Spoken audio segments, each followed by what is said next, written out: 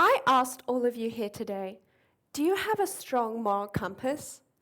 I guarantee the majority of you would say yes. Having a strong moral compass means we have the ability to judge what is right and wrong and act accordingly. To not be in control of that is terrifying. The fragility of the human mind isn't something we like to think about. It makes us uncomfortable. But today I want to show you how quickly your own moral judgment can fall apart under the right circumstances, using studies and concepts within social psychology.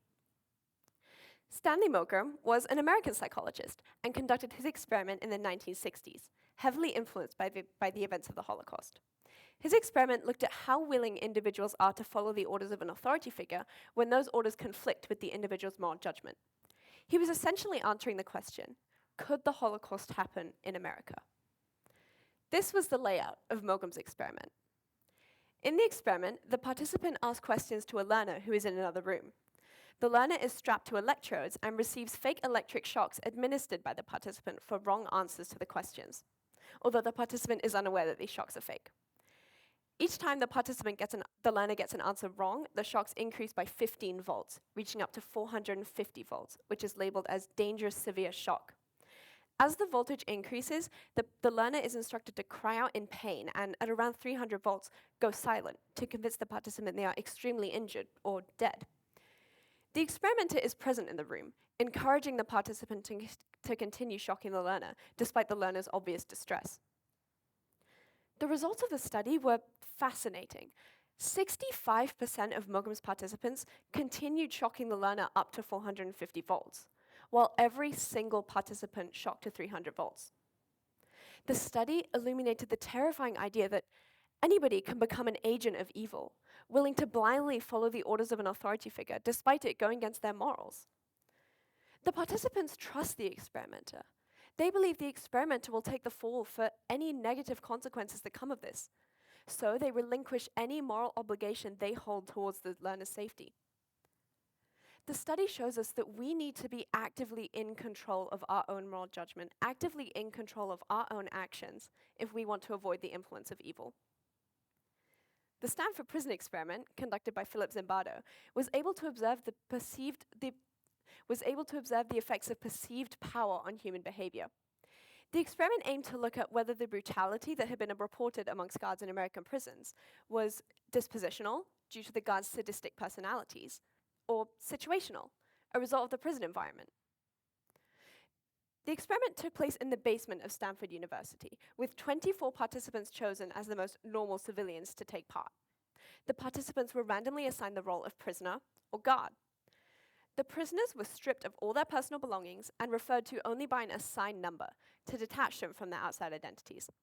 The guards wore identical uniforms, carried batons, and wore glasses that prevented eye contact. The guards were instructed to maintain order and respect without resorting to physical violence. But within mere hours of the start of the experiment, guards were harassing prisoners, stepping on their backs while ordering them to do push-ups, taunting them with insults, or giving them petty orders and menial tasks. This is immediately showing how easily the guards gave in to the power they wielded, using it to punish and harm the prisoners for no good reason, and definitely not following the orders they were given. On the second day of the experiment, a rebellion broke out amongst the prisoners. They ripped off their numbers and used their beds to barricade the cells. The guards gave a cruel punishment. They stripped the prisoners of their clothes and their beds and ordered all ringleaders to solitary confinement. A change was observed in the relationship between the guards and the prisoners. The prisoners were reminded they were dependent on the guards. The guards held the power. The guards got crueler and their contempt for the prisoners grew as the prisoners just became more submissive. In fact, the experiment was shut down early due to the harm it was doing to all the participants. The way the guards behaved in this experiment was completely out of order. Any respectable civilian, like you and I, could never dream of inflicting cruelty like this on another human being. But what this experiment shows is exactly the opposite. Any normal civilian, when given the opportunity to exercise a position of power, can behave exactly like the guards did. People will readily conform to the social roles they believe they're expected to play. You might think you're different. You probably can't even comprehend acting that way towards someone. But you are not the exception. These experiments give us a peek into the unsettling reality that anybody can be evil. Anybody can be the perpetrator of horror and violence. It is terrifying how quick the participants in both experiments were willing to let go of any morality with just a push from an authority figure or a change in power dynamic. The participants in these studies all had some kind of empathy. None of them were sadistic, none of them were looking for ways to hurt people. They succumbed to a human instinct, which is to survive, to follow orders and not step out of line, to exert your power on the prisoners so they don't fight back.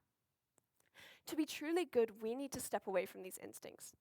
To be truly good, we must take responsibility for our actions. We must hold compassion for others. If we forget our humanity, we will fall into chaos. Thank you.